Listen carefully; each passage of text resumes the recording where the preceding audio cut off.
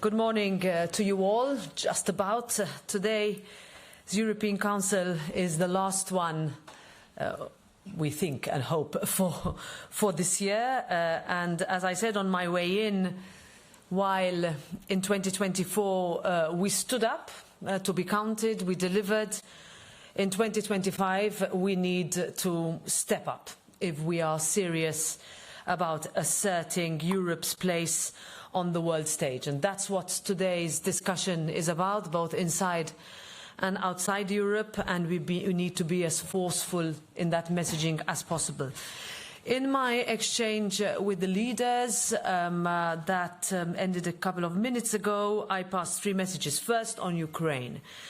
As we are nearing the third year of war, effectively the fourth winter, and with Ukrainians entering a few tough months ahead, we must step up our support. And this means agreeing on further sanctions against Putin and his allies and providing unwavering financial, humanitarian and military aid to Ukraine. At the end of the day, only a strong Ukraine can speak from a position of strength. And we need a path, as I told President Zelensky and his team, and as we told him in the Parliament whenever he was present and had the opportunity to talk to us, we need a path towards real peace, with a guiding principle which is against all odds, and no matter what the cost is, nothing about Ukraine without Ukraine. Second, when it comes to our broader neighbourhood, we need to step up our presence and our engagement. Russian interference continues to destabilize Moldova, Georgia and the Western Balkans, and our response must be decisive. Enlargement, as we discussed at the Western Balkans summit yesterday, is not just an aspiration. In fact, it is a geopolitical necessity, and this was not only said by the European Parliament and not only said by the member states, but also by our partners in the Western Balkans themselves. At the end of the day, delays only create space for others to undermine Europe's influence and values, as well as our continent's credibility in the world. On Georgia and Moldova, first of all, the people of those countries are calling for a European future.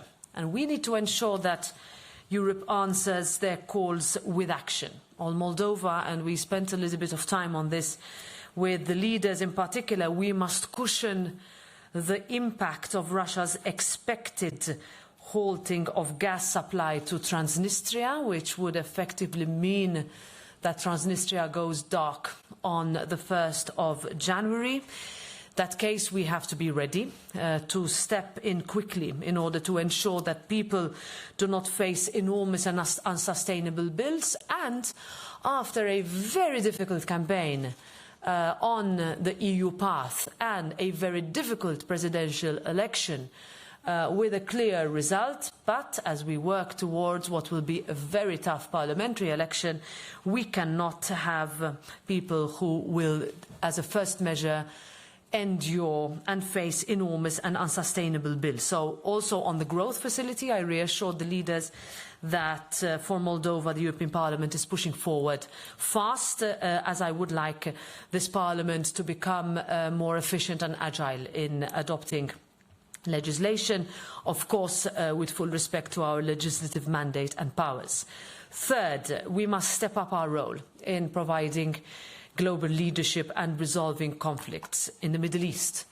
The European Union's role remains vital, from supporting ceasefires to ensuring humanitarian aid and striving, not letting go of this, for long-term peace. In Syria, the situation is critical. We have millions of Syrians who are looking for a free, stable and secure future as Bashar al-Assad brutal regime lies in tatters, and what happens next matters.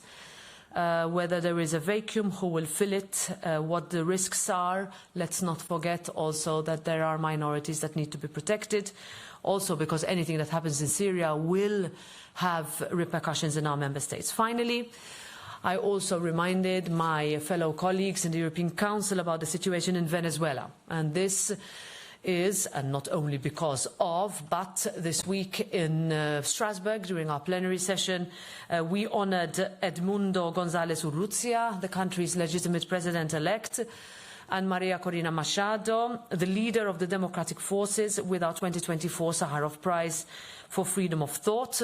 And our message was clear, and I encourage leaders to take this up also in their messaging, that we need to remain united by maintaining our support so that Edmundo González Urrutia can return home next month to take his rightful place as president. The choices we make now, essentially, against all this background and looking forward to 2025 being yet another challenging year, but which is a crucial one for Europe, is that whatever we do now, whatever we say, whatever decision we take will define our role and our legacy on the global stage. Thank you. Thank you, President. We now have the time for a few questions. I'll start with Vitaly from Ukrainian TV. Vitaly Sizov, UATV. I have two questions. One, on Ukraine, during your discussion, have you found one voice to send signal to Washington, to new administration? Do you see that there is common position of Ukraine and Europe, that this is one voice? And the second, on Moldova, could you tell more how you assess the situation and how prevent Moldova from gambling of Russia? And from your point of view, have EU done enough for this? Thank you. Thank you. First of all, on Ukraine, so I'll tell you that I think one of the best decisions that could have been taken, and also one of the strongest signals, was that on his first day of his mandate, the new president of the European Council travelled to Kiev. We saw also yesterday the Prime Minister of Poland in Lviv, and today President Zelensky is here. The messaging is clear. It has not wavered, even though people were concerned that it would. And also, if you look at what we've done in the European Parliament, with the first votes, the majorities are as big as they were in the last mandate, even though the concern was that they wouldn't be. When it comes to the one line of unity, for me, the whatever it takes and nothing about Ukraine without Ukraine is something that I feel resonates with all the countries. I was very clear today with the leaders, is that we need to also have a common understanding of what peace is. Peace with lasting justice and freedom and dignity is, according to what President Zelensky has outlined, would be best for his country, and it is one that we cannot look away from as the Ukrainians enter the fourth winter, having been illegally and unjustifiably invaded. On Moldova, first of all, on the growth facility, we have been very efficient as a parliament in speeding up our procedures in the way we do legislation. In other words, when a file comes to us, a committee is identified, a rapporteur, which is the member who will take care of it, will be in place, nominated, and then negotiated. We believe that this could be done as early as February, in time for hopefully disbursements to happen in 2025, and also in order to send a message that when the Moldovans chose the European path, Europe is there for them. On the elections, I cannot say that I'm not concerned, but I will do my part. We have, as a parliament, a very strong democracy support role, and that's what we will do. We have done it in the region, and we will continue to do it also with Moldova. On this, the risk of lights out on the 1st of January, I think there will be growing consensus for there to be an immediate solution that is found to help Moldovans pay the bills that they would not be able to afford if the provision of the supply is cut on the 31st of December. I think that is something that is doable. We would support it at all costs in the European Parliament, and my message to the leaders, and it was received well, is that we need to do it and be ready for it. Thank you. Second question, Lusa? Yes. Hi, Ana Matos Neves with the Portuguese news agency Lusa. I have a question about the preparation of this summit, because it's the first summit, the European Council chaired by President Costa. So I wonder what's your feedback about the preparation of this summit, because he has been saying that he wants to make the European Council more efficient. And how do you respond to requests made by Mr. Zelensky this morning about the unity between the US and the EU in the coming year, taking into account that Mr. Donald Trump will start his role in January? Thank you so much. So first of all, I've been coming now to many councils. We started on time. And that is something that I will give credit to the new president of the European Council for. It's not easy to bring all the prime ministers at the same time into the room, and it is also one which shows willingness to work together around the same table, specifically for coherence and unity, which is so badly needed, and which, let's be honest, was not always shown over the past years. I said it today, and it bears repeating, that we welcome the fact that both the President of the European Council and the High Representative are former members of the European Parliament. And they have shown incredible commitment already in the first few weeks of their function to work with us. We are the co-legislator. We will always be involved. The extent to which we are involved at the earliest of stages will increase the political will. And that requires characters and personalities such as Antonio Costas to bring it through. We have already had a very good exchange with Antonio and the group leaders last week. A very long exchange, I must say, a breath of fresh air, of openness and frankness. And we look forward to that becoming regular occurrence, where we will both, myself and President Costa, debrief each other on internal debates and prepare the next meeting. So in other words, if today you see, quite rare, that Council conclusions had already been agreed, this also means that leaders will be able to focus on what January, February, March will look like politically.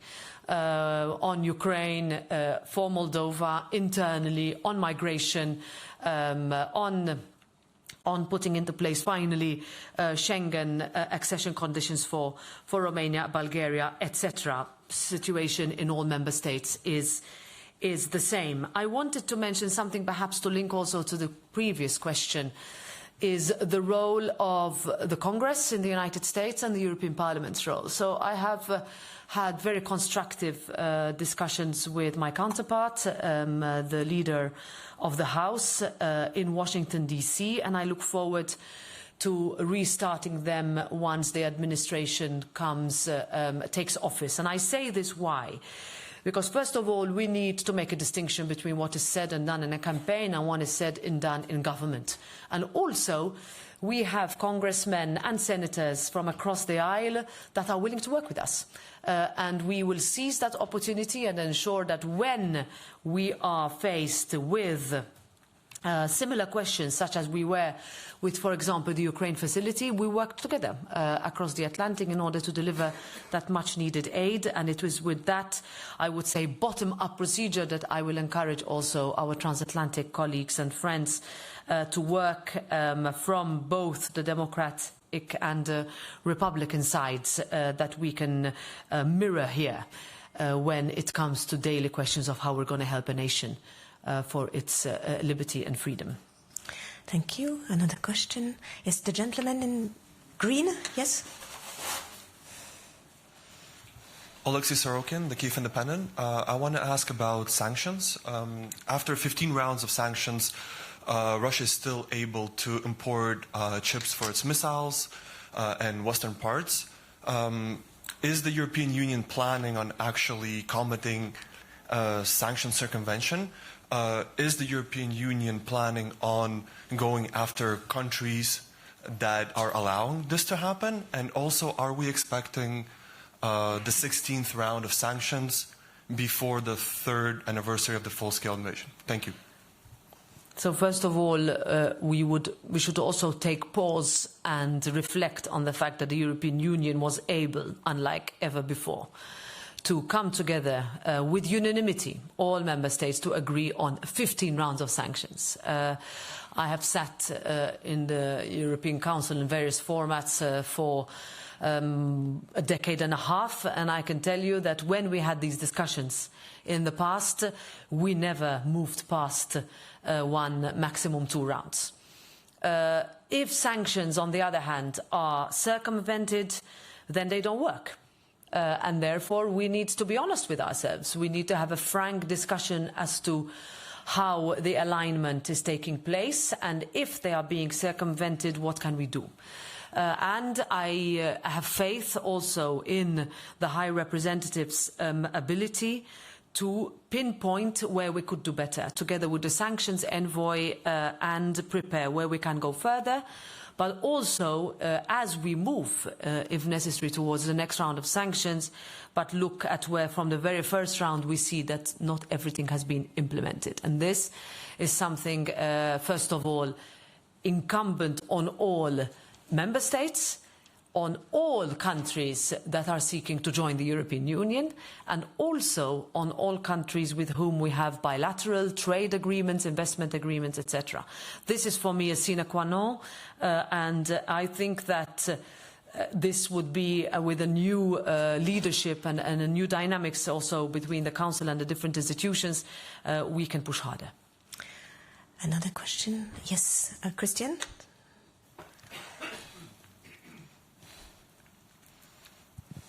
Oui, bonjour. J'ai 2 petites questions. La première, vous avez exposé effectivement vos souhaits. Je voudrais savoir si vous êtes écoutés, mais je voudrais savoir si vous êtes entendus. J'étais assez choqué par la réflexion qu'a faite la présidente de la Géorgie, qui est quand même un pays qui à un moment donné a choisi le chemin et la voie européenne, et le sentiment d'avoir été lâché, abandonné, et qu'en fait on ne fait rien pour les aider, à part faire des déclarations. Et ma deuxième question, c'est une réflexion, c'est fait qu'il est bon ton, quand on change de président, de taper sur le précédent. C'est vrai que Charles Michel n'était pas exempt de beaucoup de défauts, mais au moins il avait une qualité, c'est qu'il posait les problèmes qui grattent, les problèmes qui font mal. Et j'ai un petit peu peur qu'aujourd'hui, la nouvelle présidence du Conseil soit un peu une présidence qui mette sous le tapis. C'est-à-dire qu'on oublie les problèmes, les Balkans c'est génial, on va tous les faire rentrer, en oubliant les frayeurs, les inquiétudes et les problèmes que ça pose à la fois pour les pays qui veulent adhérer, mais surtout pour les pays qui vont les recevoir. Et donc ça, c'est des sujets qu'on a l'impression qu'hier, tout a été abandonné. M. Costa nous a juste dit, oui, il y a des petites difficultés, mais bon, on va essayer de les résoudre. C'est pas ça que les gens attendent aujourd'hui quand ils ont été chauffés par la précédente. Donc est-ce que vous avez peur qu'effectivement, on fasse une présidence 5 ans où on met tout sous le tapis et ça ressort après? Merci. Je commence par la deuxième question. Moi, je ne pense pas. Je peux vous dire que j'étais là pendant tout le sommet sur les Balkans occidentaux hier. C'était une discussion très franche, très ouverte et très directe, si je peux dire ça, plus que des sommets précédents. Bon, il y a des personnalités différentes. Mais pour moi, je vois un président, oui, différent de quel que nous avions avant, mais un président qui a une très longue expérience de négocier des coalitions difficiles, d'avoir des gouvernements qui devaient être, qui devaient avoir des solutions qu'il a créé lui-même et de résoudre des conflits entre des gens. Et alors moi je vois une personne qui peut faire ça, pas seulement avec nos voisins ou nos pays tiers, mais aussi entre nos États membres. Et on a besoin de ça. On a besoin d'avoir le courage de ne pas abandonner les discussions. De penser que si on abandonne, le sujet va disparaître. Selon mon expérience, et moi j'ai fait comme ça dans le Parlement, quand j'ai un problème, je mets les personnes qui ont les problèmes dans la même salle. Et c'était ça ma proposition aussi au nouveau président du Conseil, d'avoir aussi aussitôt des discussions, pas seulement bilatéralement, mais aussi avec tous les premiers ministres. On va voir, mais moi je ne suis pas trop pessimiste sur ça. Sur la Géorgie, je pense que vous avez raison. C'était pour ça qu'on a invité la présidente hier à Strasbourg. C'est pour ça qu'on a envoyé 7 députés il y a une semaine, parce qu'on a vu qu'on doit faire quelque chose. J'ai parlé pour longtemps avec la commissaire sur l'élargissement et j'ai envoyé mes craintes sur la Géorgie et aussi l'espoir qu'on n'abandonne pas. Les gens qui sont sur la rue avec des drapeaux européens, de l'Union européenne, qu'on ne dit rien à eux ou on ne fait rien à eux. C'est pour ça que quand hier la présidente elle était là, elle était très directe. J'ai parlé aussi avec la haute représentante pour faire quelque chose avec le ministère des Affaires étrangères. Est-ce que je suis optimiste? Nous devons faire beaucoup plus et nous devons être plus clairs, je pense. Et ça, vous pouvez compter sur le Parlement, parce que j'ai aussi trouvé que si on ne parle pas au Parlement, il y a aussi beaucoup des États membres qui cachent derrière nous. Dernière question, avec El País, je suis désolée. El País. Thank you very much, Ciro Yusuf, for El País. It's on Venezuela. You received, as you mentioned this week, Edmundo González and the prize, and you've pushed the subject into the Council, which so far has not gone that far as the Parliament has. So my question is, did you get any signal that the countries might be willing to do more on Venezuela, maybe a recognition of Edmundo González? Did you get any feedback on that, or what should or what could they do until January 10th? We need to do more. So along the lines of what I said with regards to Georgia, we have seen a country that over the past decades has gone from the leader of the continent to an autocracy, the largest ever migration emigration move, more than Ukraine, in terms of millions of Venezuelans that have been forced to leave their country, a country that has been completely taken over by an autocratic regime that we need to condemn in the strongest of terms. There again, as a parliament, we saw fit to be vocal.